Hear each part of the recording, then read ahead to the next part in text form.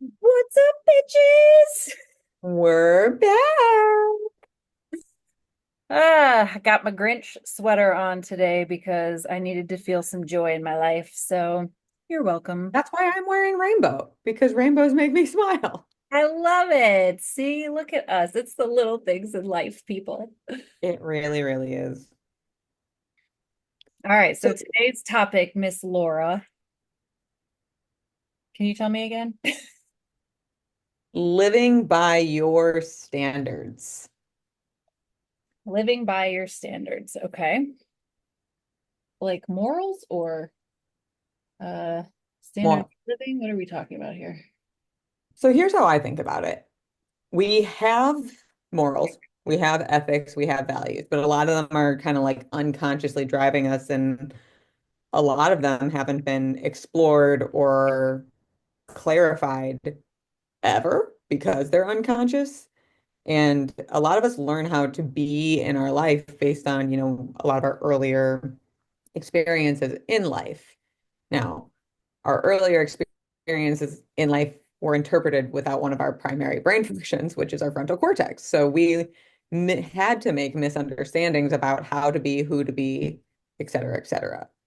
And it makes me think about some of my experiences when I was a teenager, when I was more it was more important to me to like fit in than to be myself, because the subconscious message I somehow received was it's not okay to be me. And that meant when girls were being mean to someone, I would be mean. When people were picking on people, I picked on people. And I would go home and cry about it because I hated that I did those things. But I felt like if I didn't, then I wouldn't be accepted. And as I've said on the podcast before, my journey has been lots of ups and downs. And really, like, what catapulted me into coaching was struggling with suicidal ideation, which really made me look at, like, why am I suffering so much and who am I?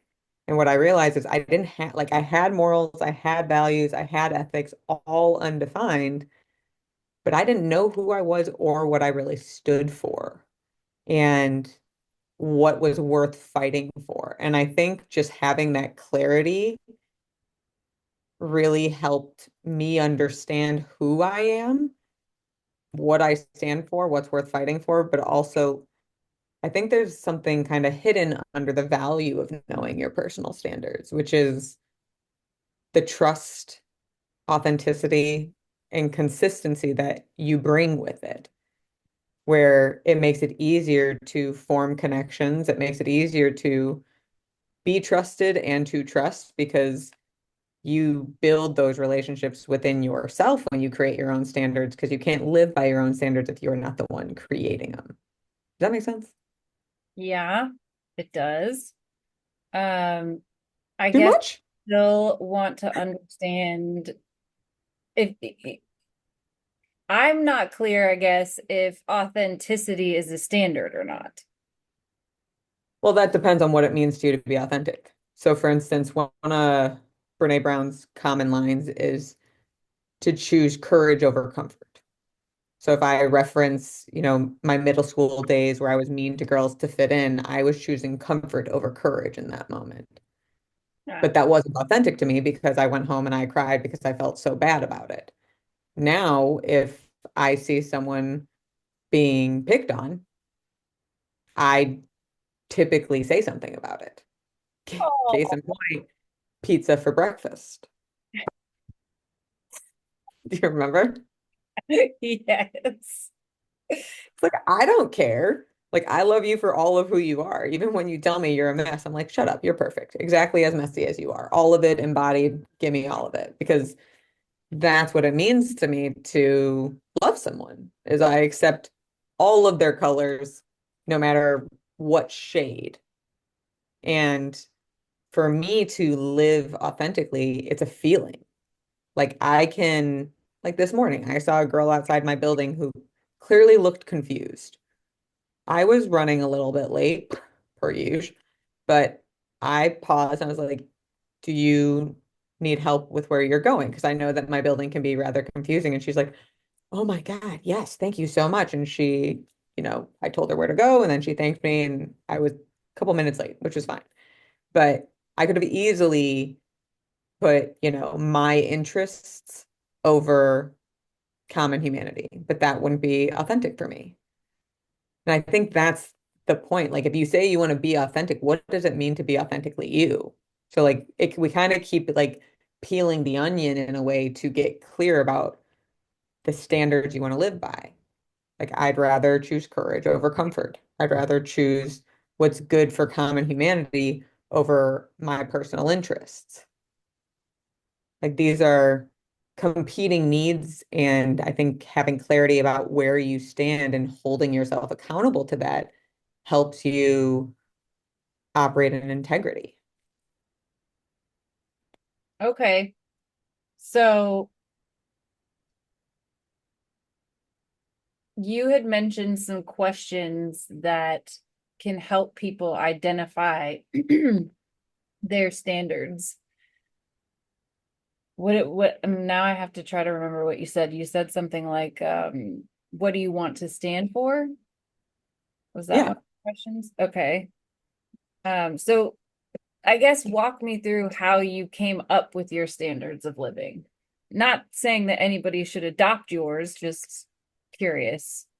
Well, no one should adopt mine unless they're real for them.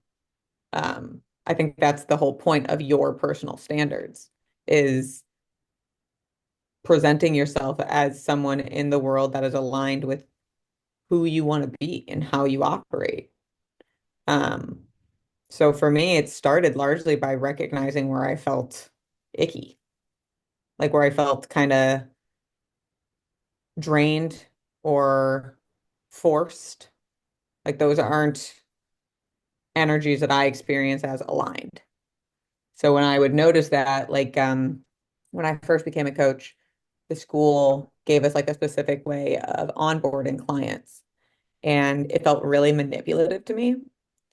And I tried it a couple times because I didn't know. Like these are two women, they both have successful businesses, has created a school to teach other people how to have successful businesses that have hundreds of coaches who have been able to adopt their methodology and be successful. So yeah, as someone who has no idea what I'm doing versus them with a track record, of course I'm going to believe them. But I'm not someone who naps. Can't really nap. Jealous of people who can, but that ain't me. I I love did 3 consultations. Do you nap? I love a nap. I don't nap very often because I have children, but Yeah, yeah, I love a nap. you lucky bitch. Anyhow, I can't nap even if I try. So I tried 3 consultations with this method that they encouraged, and I took 3 naps. To me, Oh, that's an indicator that like something's in the water, so to speak. yeah. So I paid attention to that and I was like, what is this? Why am I feeling so depleted after I'm trying to help people? Because I've always felt elated after helping people. And it was a conversation with another coach who kind of helped me understand like you're being inauthentic. That's why you're getting so drained by it because you're faking it, which turns out she was right.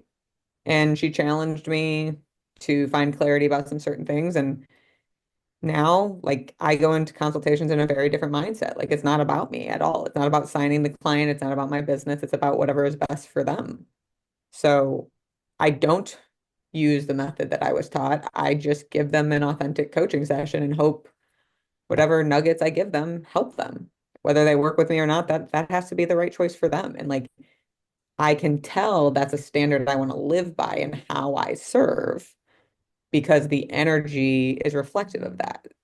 So like one of the things you and I have addressed on here before is that, you're someone who hears thoughts in your head. And I'm not really someone who hears thoughts. I feel the energy. Yeah. So when creating your personal standards as someone who experiences energy like I do, that's probably how you're going to start noticing like, that's not really me, or that is me. This doesn't feel good to me. This doesn't feel right to me. That's not what I want to stand for. And we see injustices all the time, but we're afraid, so we don't speak up. Is that the standard you want to live by, which if that is okay, that's cool too. But like be clear with yourself that it is so you don't feel guilty or ashamed after at the very least. You know what I mean? Yeah. So I guess I'm going to bring this back to you Oh, as someone who hears thoughts in your head. How do you create the standards you want to live by?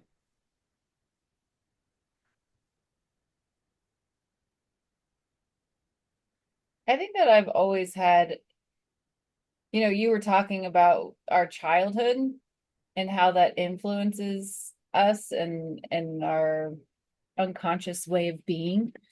Mhm. And um definitely my childhood, and I've shared this on here many times, I was raised very religious. My father was a preacher. So my moral code, I guess you could say, was very strong, very young. I adopted religion and believed in it wholeheartedly until college. So, and when I decided that I didn't believe in religion anymore, the morals I developed, I still believed in for the most part. I mean, there was a little bit of loosening up, shall we say. Yeah. Lififying it, letting it be more applicable to Yeah. current day versus Um, biblical. but I guess the one standard that has always been very important to me is um, still based in, I guess you could say, religion or the teachings that I had as a child, which is the golden rule of like treat people well, treat people the way you want to be treated. Um, and I don't always follow that rule, obviously. I'm not perfect. But treating people well is important to me, and that's a standard um that I've always believed in.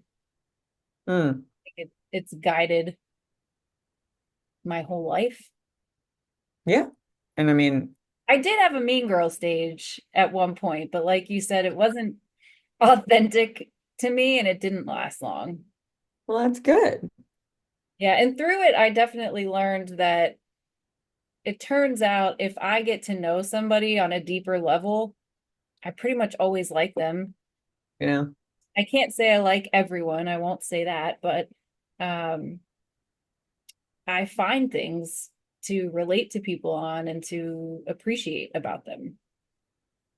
yeah.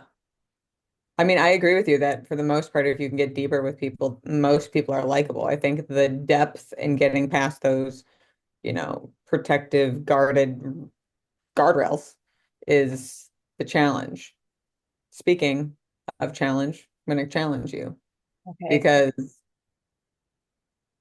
how I understood the golden rule is kind of one that you learned in childhood and like as you evolved and loosened the ties on some of the other standards, that one just kind of rung true, but it was still one like kind of inherited. Have there been any standards that you've had to clarify as an adult? Sure. I mean, doing the work that I do, I had to accept that everything is gray and nothing is black and white. So that goes for my morals as well. Like, I remember being summoned to jury duty once, and they asked the question in jury duty, do you think it's okay to lie? And I was like, well, yeah, it depends on what the situation is. Do you think it's okay to steal? And I was like, yeah, it depends on the situation. Like, if your kids are starving and you have to steal some food, I fucking support you. I'm sorry. Yeah, You I get it. know? Um, I realized that everything is nuanced and everything depends. Uh-huh. Very circumstantial. So, as someone who experiences thoughts, like if some of our listeners are similar to you and they hear thoughts in your head and not like the energetic people like me, how did you recognize you needed to adapt to accept the world was gray? Like, what was that experience like? I think that probably just came from listening to people and realizing that, okay, here's one of my favorite examples. This is definitely going to ruffle some feathers, probably. Um, Women often come into my office, and it's mostly women, men do it too, okay, but it's mostly women. And they tell me this thing that they did with a lot of shame. And this is a common phenomenon where people tell me something with a lot of shame and guilt around it. And for me, when I receive it, I'm like, wow, I don't see it that way. I don't see it as terribly as you do. So here's the example. Um, People say to me, oh, so I looked in my partner's phone, and they're always so ashamed about it. And I'm like, so why is that a big deal? And they're like, well, you're not supposed to do that. And I'm like, why? Why aren't According to whose you? standards? Yeah. So I think in working with people and hearing the things that they felt bad about, Mm. I would kind of think to myself, like, I don't I don't understand. Like, why is this bad? Yeah, yeah. Okay, so if I'm a listener and I'm experiencing and I'm a thinker and I'm like kind of going through the world with the code of right and wrong, good and bad, etc., that black and white thinking, and I'm trying to be like, okay, maybe I'm going to try and clarify like what does that mean to me? Like right by me. Like who do I want to hold myself accountable to being? Um, would you encourage them to like talk to people and ask questions, to subject themselves to different media or opinions to see if other people experience things in a different way? It's a good question. So if someone's trying to sort out their own stuff, Yeah. I mean, you talked about last time on the podcast that you can just try things, Yeah. try it out and see how that goes, see how you feel about it, see how your body responds to it, see how other people respond to it. That's an option. Obviously, processing things with other people, like in conversation, sure. That's Mm. that's always wise as well. Um, Researching, absolutely, sure. There's plenty of information accessible to us at all times nowadays. So, Mhm. um, yeah, I think there's many ways that a person who might be a little bit more cerebral or a Mm. thinker can really process that. Oh, one of the other things we talked about off air was journaling, and journaling is a way to sort of sort through how you feel about things. Um, Yeah. I did talk to a client today, ironically, who was telling me that she doesn't think she's ever had standards for herself, or basically like not knowing where her boundaries should be, essentially. Yeah. And so we were kind of talking about that together, and she has more clarity than she thought she did. Um, Mm. but she hasn't really implemented boundaries before. And so that ended up being Mm. what the issue was more. So for her, it would be more about experimenting with those boundaries and seeing how those feel. Yeah. Ooh, I like that. I like you quoting me back to me. It's always fun when that happens. But I agree with you and me that like regardless of if you're energetic or cerebral, the best way to really understand what you stand for and like who you want to be is experimenting. But to your point, like there is a difference between understanding who you want to be and applying who you want to be. For instance, I had a friendship that was near and dear to me that doesn't really exist anymore. Um, because that friend wanted more from me than I could actually give. Like I'm someone who believes in like community and like a diversity of connections to fill your cup. She was a little more, she'd had some trauma in her life. She was a little more insecure, bottled up, just on her own beautiful journey. But she only had like two people that she really confided in, which was me and her partner. And ironically, she would tell me early on in our friendship how like none of her friendships last, specifically with women. And then now that I see where we've ended up, I understand why. Because she asked me, like, I'm not someone, you know this, I'm not someone who texts every single day with anyone besides maybe my husband. That's just me. And she needed more validation. And I couldn't give it to her. That was inauthentic. I tried, she asked for more emojis because I'm a very direct person in how I talk and text, and she would misunderstand that even though she knew me. And ultimately, to summarize it, like she kept filtering her understanding of me through her insecurities, and it created distance in our relationship to the point she did something that hurt me. And when I tried to confront her about it, she was like, I guess we're just not friends anymore. Now, I have nothing but love for this person. I truly do. I miss her. I wish that wasn't how our friendship ended, but I'm also not interested in being friends with people who don't have enough love for me to hear when they've hurt me and be able to apologize for it. And like, I think she's a beautiful human being, and I still send her gifts. I have nothing but love for her. I miss her in my life, but like, I'm not interested in being anyone but me. And I know that for me, connection means being seen. And if you can't see when you hurt me, which is part of love sometimes, then like I can love you from afar, but that's might have to be the space of our relationship. And that's okay. Was it easy to lose that friendship? No. Would it have been easier for me to try, like set a reminder and try to text her every single day? God, Maybe. But don't do to your that. point, that feels exhausting to me. Yeah. So I think one of the aspects that we have to cover on this around like living by your standards, and like so far we've talked about mainly like figuring out how to set them is like primarily through experimenting, is why it matters. What's the value of living by your own standards or clarifying your own standards? What do you think?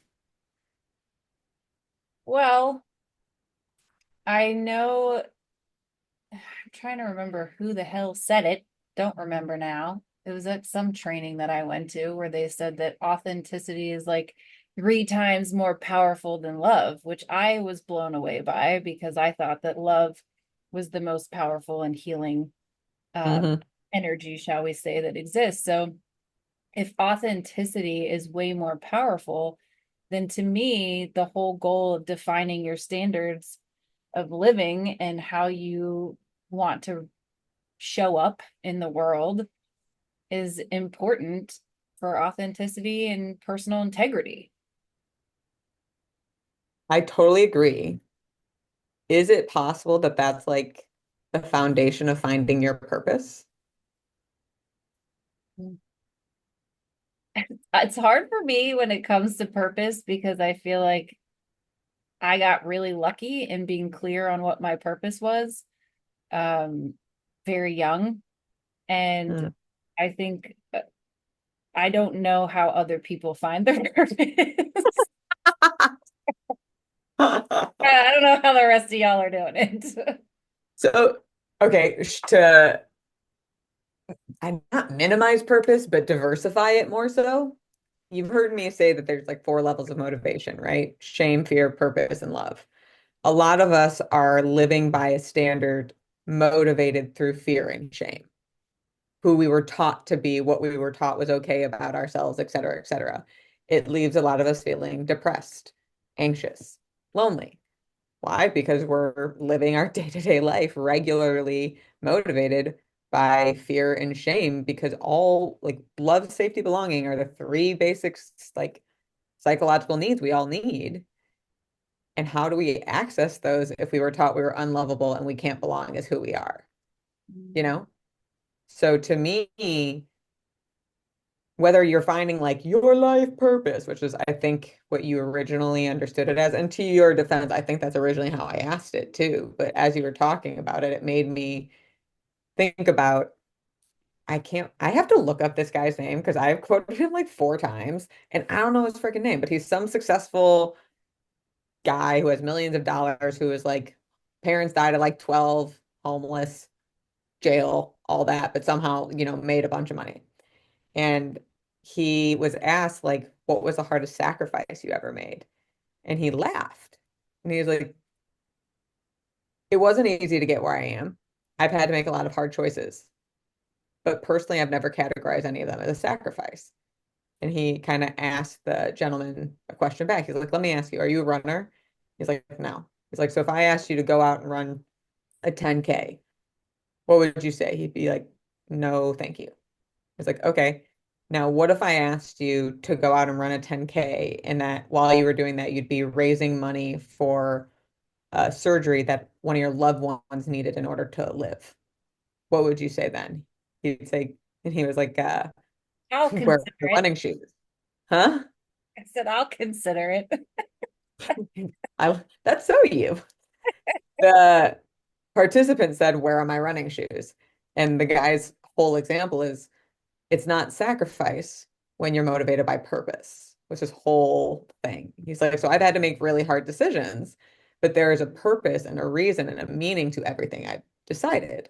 So when I think about living by your standards, yes, I totally agree with you that you have authenticity, which is so powerful. You have integrity, which is peaceful, if you ask me. But I think it is actually the light of motivation that we get to access, where we have a purpose of representing ourselves and holding ourselves in a loving and purposeful lens and how we want to impact the world while we're here. Um, I used to be motivated by shame and fear, like so many other people, and that's what led me to suicidal ideation. Once I realized like what purpose was for me, even in the hard moments, like it hasn't felt as heavy as that did. Like I never have gone back to that place of like, there's no point because so many people need help. Like that's a big part of like what motivates my purpose. So I think the other like underlying secretive element of living by your standards is not just finding that clarity for yourself and defining who you are and having that authenticity and integrity, but being able to experience motivation through a purposeful energy every day. Thoughts? Uh, Again, I think that I am motivated by purpose as well. And like I said, I've been lucky that I was kind of clear on that from jump. So I guess I can relate in the sense of, okay, let me back up here. When I started my career, the companies that I worked for weren't always in alignment with the way Mm, I wanted to be. And mm, that did make me very unhappy. And uh I stayed because I had a purpose, which was I need to get licensed. I have to get licensed first. So I yeah, have to do this. yeah. So, and I needed a paycheck, obviously. So there was Mm. that. So, Bills. Yeah. I can relate in that way. It's not like I've just always been like perfectly happy in my jobs. So I Can I think give you a lens? what's that? Can I give you a lens? Yes. What about parenting? Oh, dear God. What about parenting? We already know I am no parenting expert out here. Well, look, I'm not even a freaking parent, so like, who the hell am I to comment on it at all? But we both talk to people who have kids. You have them. You have parenting friends. I have parenting friends. And one of the most regular things I hear is how challenging it is to Hmm. take care of yourself and to take care of your kids. So like when you're talking about like motivated by your purpose, you're thinking in like your career and your life and things of that nature. Yeah. How would you access a purposeful motivation in alignment with the standards you want to live by in like random hard moments of being a mom? Oh, that's a good question.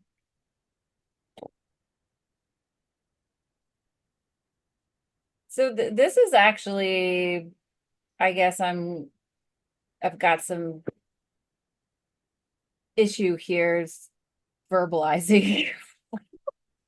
want to say because my standard of parenting is definitely not something that I live up to all the time. So that's a tough one. Um, I would say that's probably the biggest area that I fail is living up Fail to to learn. my standard of parenting. Well, maybe I'm naive, which let's be real, I'm probably naive. Because until you're a parent, from what I understand, because I'm told this regularly, you don't understand. Um, and I imagine most people are right because having someone consistently need and depend on you regularly exhausts me with my husband, let alone a child. So would agree. Um, but I know in moments where like I didn't want to do something, be that plan a party, go on a date, show up for someone, whatever it might be, because like I was in a lower state. I always thought about like what is going on within me, like what's the story I'm telling myself, and then what's important to me. And normally the question I'd go to is what would make me proud of myself when I reflect on it tomorrow? And as someone who is still learning about like self-care and balance and prioritizing myself, the answer isn't always showing up for the other person. Sometimes it's choosing courage over comfort, which for me, it's more comfortable to show up for someone else than it is to choose me. Mm. So that's been a way that's kind of helped me find purpose in hard moments. I guess asking myself questions to get that clarity. But no parent is perfect. There's not even a thing of that because every child is different and it's just an impossible thing. But I imagine the moments you aren't the proudest of, you've learned from, you've repeated some things because we have to learn things multiple times a lot of times. But I think that like serves as a reminder of like, right, this is who I want to be. This is my purpose as a mom.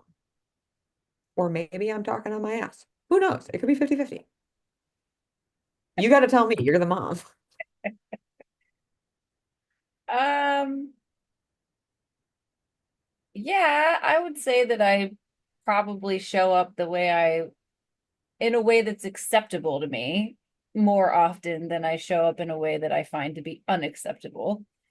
Um, I would say that that's definitely true. Uh, and the purpose, I mean, oh my gosh, I have so many wants for my kids. Not, I mean, I would like to live my own dreams vicariously through them, of course, who wouldn't? But that's not even a part of my purpose in parenting. I mean, I just want them to be good people. Really, that's all I care about is them being good people, just like I care about trying to be a damn good person myself. So tough Yeah. out here.